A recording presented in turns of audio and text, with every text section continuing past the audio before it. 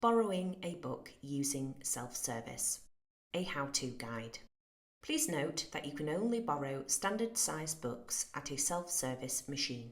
All other resources, including large books, DVDs, artifact boxes, and resource packs, must be issued by a member of the Library Services staff. Step 1. Go to one of the self-service machines opposite the Hub welcome desk. You will need your student ID card. Step 2. Place the books on the shelf.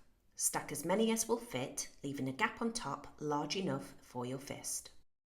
Step 3. On the touchscreen, press the blue Borrow button. Step 4. Hold your student ID card under the beam of light to allow it to read the barcode. Once the card has been scanned, double-check that your name is displayed on the screen.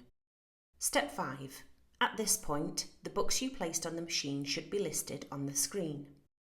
Step 6. Make sure the number of books on the screen matches the number of books you are borrowing. If the number does not match, move the books around a little to give the machine a better chance of finding the right signal. Choose whether or not you want a printed receipt. The machine will now return to the home screen. You can use the pink My Account button on the self-service home screen at any time to check what you have on loan and when each item is due to be returned.